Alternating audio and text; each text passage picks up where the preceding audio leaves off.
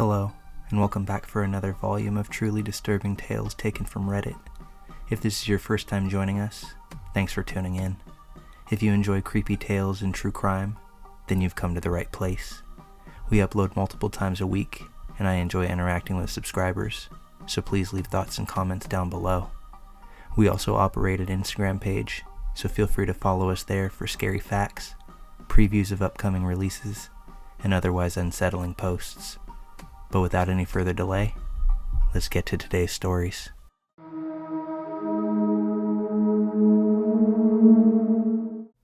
So this story took place about a year ago, maybe a little bit more.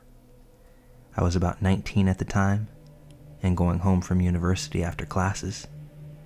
I usually had my keys with me, but around this time, I had lost them, and my mom had yet to make me a new copy. What this meant was that I was often left locked out of my house if my mom or my siblings weren't home, so I had to find crafty ways of passing the time. After reaching the house and realizing that none of my family members were home, I called my auntie and asked if she would let me hang out at her workplace while I waited. She said it would be fine, and then told me to call an Uber that she'd be paying for as soon as I got there. So that's what I did. I log into the app, key in my destination, and within a few minutes, the Uber car has appeared down the street. I give the driver a wave to confirm that I'm the passenger he's looking for, but I'm met with a blank stare and a rather emotionless man in general. The guy gave me kind of a weird vibe, but I also tend to be paranoid every time I hop in a car that isn't with my family. So I got in, tucked that feeling to the side, rolled down my window, and kept a tight grip on my phone. The drive itself seemed relatively normal until we got to the area where my aunt's workplace was. I'm not completely familiar with the neighborhood, but I do know where you're supposed to turn, and the driver just blew right by it. He said that he was just following the GPS when I asked him about it, but he also didn't have his phone mounted, so I couldn't see the app that he was using. This is the point when doom kind of starts to set in for me. I don't know directions very well, and I could only rely on the driver being a decent person and taking me to where I'm supposed to go. But it's obvious at this point that he's not. Wherever he is taking me, I have no clue. I remember seeing this fountain that I could recognize from when my mom drove me to my uncle's place, but that was way farther from my aunt's place now, and leaving the general vicinity of where I knew that I needed to be. By now, I was kind of thinking of what to do, because this guy drove past a ton of empty houses, and a couple of them even seemed to be still under construction. At this point, I'm doing my best to try and find a place that I can jump out, a stop sign or a stoplight that I can quickly exit the vehicle.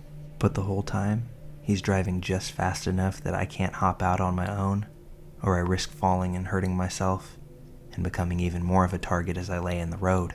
All of a sudden, he then stops near a place that looks like it's about the edge of civilization. We were on a hill, and he slowly turns the car off. I got lucky in so many ways that day, looking back on it now. As he turns around to face me from the driver's seat, my phone begins to vibrate. It's my aunt calling me, and as I pick up, she asks, "Where are you?" I literally felt my heart drop because I had no idea, and this dude was just staring at me now. I said that I didn't know, and I asked him, "Hey, where did you take me?" He replied with, "I wouldn't know what to tell you, kid." That was enough for me. I grabbed my backpack, flung open the door, and yelled aloud, "That's fine, I'll see myself out," and hauled ass like I hadn't in a very long time. So now I'm running down the street, seeking safety from this man as I attempt to put distance between us two. I ask my aunt to stay on the phone with me and not hang up, because I hear his ignition turn over and the car circle around.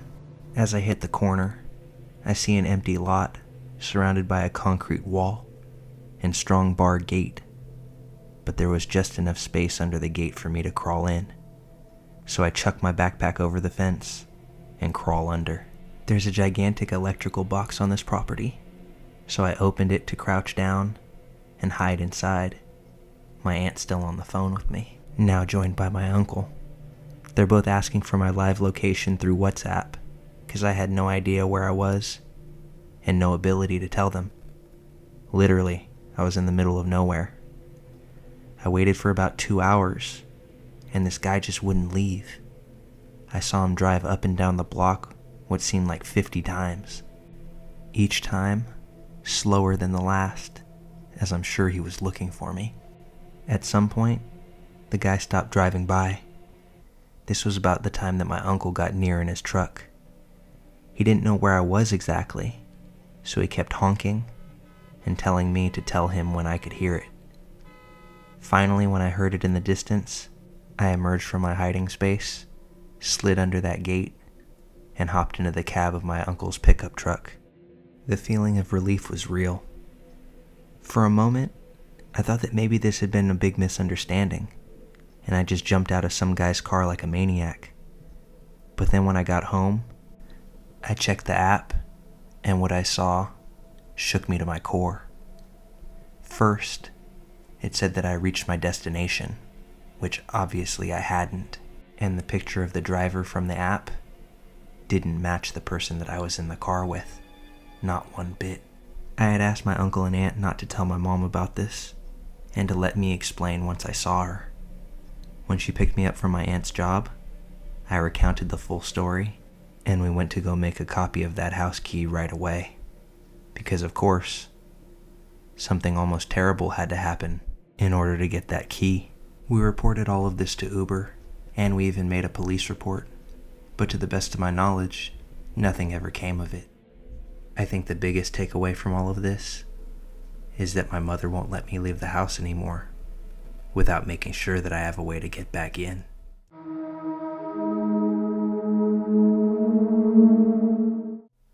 This happened a few years ago. I was a teen, and I grew up on our family's ranch in the middle of nowhere in the southwestern United States. It was a very high elevation area where the Rocky Mountains stand proud, towering over beautiful green plains. Our ranch is about 20 minutes away from a tiny 100-person town, just to give you an idea of how isolated we were. Some family friends were getting married on one icy evening. My family was going to go to the wedding, which was in another town about 45 minutes away. I didn't want to go because my favorite NFL team was playing that night. Go Pats. So they went to the wedding and left me at home alone. I was sitting at home watching the game with my dog. I remembered that I had forgotten to close the horse barn door. So I put on a jacket and grabbed my rifle in case I ran into a bear or cougar or something out there. I went to the barn and kicked the door closed. As I was walking back to the house, I heard the sound of a truck engine traveling through the mountains. I thought, they can't be back so early. That was my first clue that something was amiss. The dirt road to get to the ranch winds down around a hill just before it gets to the house and barns, so you can't see who's coming until they're upon you. I went home and grabbed as many weapons as I could and made sure all the doors and windows were locked out of precaution. I turned off the lights so that whoever it was wouldn't know that someone was home. I peered out the window that was looking towards the dirt road. A few minutes later, I saw headlights coming up the road. I got away from the window so that they wouldn't see me. I saw the headlights were shining through one of the house's windows, the one that I'm ducking under at this point. I prepared for the worst and waited. After a while, I saw the headlights disappear. I heard the truck engine turn off, and I heard a car door open. I heard footsteps walking around the house a few times, stopping near windows and doors. I even heard the front door handle start to jiggle. While that was terrifying in and of itself, the single scariest moment had to be as I look up from my hiding place. I have a flattened out view of the window. I can't see out over the property, but I can see pretty much where the window meets the cold night air. I first see a shadow, then I see hands pressed up against the window, and then I see the window begin to fog, as if somebody outside is breathing directly on it. While I can't see the person, I absolutely know that they're there. Without any further announcement, I hear the footsteps of this person leave the porch and head back towards their vehicle. I hear the car start, and it slowly ease back down the road that it came from. I called the police once my family returned. They took a report, but to this day, they still have no clue who tried to gain entry into our house that night. Another chilling fact is that people don't tend to stumble upon our ranch. We're so far out there that chances are this person had to have been here before. I definitely hope that they don't try to come back again.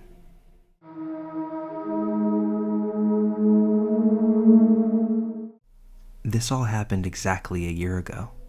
Shout out to Facebook Memories for reminding me. I lived in a ground floor apartment in a very heavy foot traffic area. It used to be a corner storefront, so the living room windows were huge and only one small one could be opened. I had a very violent upstairs neighbor and even angrier dealers living across the street. I've had to make multiple calls to the police and give statements. Aside from them, the neighborhood was pretty lovely, and I got along well with all of my sane neighbors. One of my cats even became a local celebrity, thanks to a haunted Halloween tour that would stop at my corner every night to tell stories. The second he heard them, he'd run from wherever he was to jump up on the windowsill and listen while they all cooed at him. Anyway, because of the large windows, I didn't have any privacy in my living room. Usually, I didn't mind this because I'm a people watcher, and my cats also love the view. I had blinds and sheer curtains, but you could always still see straight into my apartment. Thankfully, I had plenty of privacy in my bathroom and bedroom. One night, I was sitting at my computer desk in the living room, just watching YouTube and sipping on a beer. I heard a group of people talking outside, but these were normal sounds for the area, and I would have ignored it completely if I didn't hear one of them speaking directly into the window fan in the one open window. "Oh, she's drinking a beer? Doesn't she usually drink whiskey?"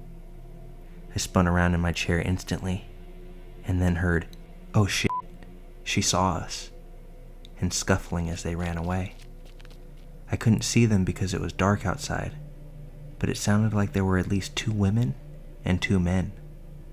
I was frozen in place just listening for anything else, like footsteps or their voices again. It took me a while to fully realize what I'd just heard. I do typically prefer to sip on whiskey at night, but that day, I wanted to try a new beer flavor I saw in the store. These people knew my habits well enough to know this. I was also deeply concerned that they knew it was whiskey, since I drank it out of a set of patterned glasses, and there was no way to tell what it was in them. You could see the kitchen from the living room windows, but I often kept my whiskey in the freezer, so they'd have to see me at a specific moment to know what I was drinking. Needless to say, I didn't sleep that night, and while I couldn't sleep, I remembered another incident that had happened a few nights prior. I keep my bedroom window open at night because I sleep right under it, and I like the night breezes. There's a bright security light directly across the street, so even with the blinds down, I still have quite a bit of light hitting the opposite wall. One night, I woke up around 3 a.m., which isn't unusual for me, and I turned on a Netflix movie to fall back asleep to. While laying there, I see the shadow of a head and shoulders appear on the wall, and it just stays there for way too long. I'd guess about 15 to 20 minutes. Now, this isn't very common, but people have stopped to smoke a cigarette right outside my window before. The smell gives me an instant headache, but this time there was no smoke or smell of any kind. Someone just standing there. I couldn't tell which way they were facing, but after the recent event, I wondered if someone was looking in while they thought I was sleeping. I told my coworkers about these events, and they were terrified for me. I was actually planning on moving at the end of October and just slowly bringing boxes and furniture to my new place over the course of the month. Once they heard what had happened, they all banded together and got 75% of my things over in one day. I told them all I cared about was my animals and my bed, but they got everything except for the larger furniture and whatever we couldn't box up and move before midnight. I love them all very much and appreciate them every single day. I had a couple of anxiety attacks over this, especially when I had to go back for the last of my stuff, but I felt completely safe in my new place. I also got a full-blown security system with sensors and cameras.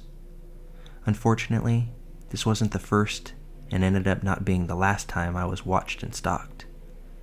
I still visit the area of my old apartment from time to time because it's a great bar scene. I don't think I'd be able to pick out their voices, but no one's given me weird looks or vibes since then, so I'll cheers to that.